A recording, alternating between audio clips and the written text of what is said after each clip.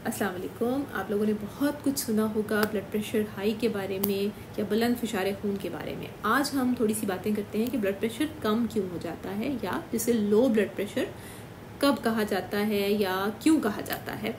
पहले ये जानना ज़रूरी है कि हम कब कहते हैं कि ब्लड प्रेशर कम है, यानी ये कितनी रेंज पे आपने ये लेबल करना है कि इसका ब्लड प्रेशर कम हुआ है। जब ऊपर का ब्लड प्रेशर जो 120 के आसपास होता है वो 90 से कम हो जाए और जो नीचे वाला ब्लड प्रेशर जो 80 के आसपास होता है वो 60 से कम हो जाए। अब बाज़-औक़ात ये होता है कि इसमें कोई ख़तरनाक बात नहीं होती है। कुछ मरीज़ों में या कुछ लोगों में वैसे भी नॉर्मली ब्लड प्रेशर कम हो जाता है, कोई संगीन या ख़तरनाक बात नहीं है। लेकिन बाज़-औक़ात ये किसी संगीन बीमारी की निशानदही कर रहा होता है।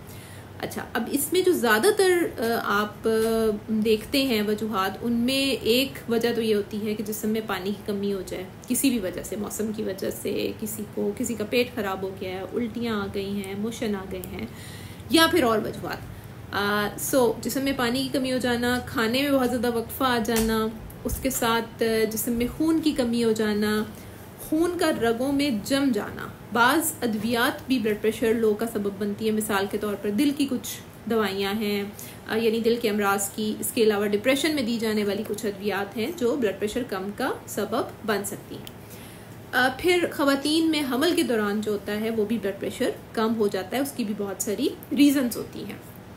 शुगर के मरीज़ों में शुगर हाई होने की सूरत में भी और कम होने की सूरत में, दोनों सूरतों में ब्लड प्रेशर कम हो सकता है। अब और शुगर के मरीज़ों में एक बहुत जो काबिल ज़िक्र अलामत है वो ये होती है कि जैसे ही वो फ़ौरन से उठते हैं, बैठे हुए थे और एकदम से उठे तो उनका ब्लड प्रेशर एकदम से ड्रॉप करेगा, जिसको हम पोस्चरल हाइपोटेंशन भी कहते हैं। यानी जो आपकी पोजीशन के चेंज होने की वजह से जो सडन ड्रॉप आता है, फ़ौरन से ब्लड प्रेशर कम होता है, ये वो वजह है जो ज़्यादातर शुगर के मरीज़ों में देखी जाती है। अब इसकी अलामात क्या आएंगी? उस दौरान में मरीज़ क्या महसूस करेगा? उस दौरान में मरीज़ महसूस करेगा कि उसको चक्कर आ रहे हैं, धुंधलाहट हो रही है, मतली हो रही है, जिस्म पे ऐसे कमज़ोरी की कैफियत हो रही है, ठंडे पसीने आ रहे हैं। कभी कभी जब बहुत ज़्यादा कोई संगीन मामला हो, इन वजूहात में से जो अभी हमने जिसके बारे में बात की, तो कभी कभी ये भी होता है कि ऐसे बेहोशी की कैफियत, नीम बेहोशी की कैफियत भी हो सकती है।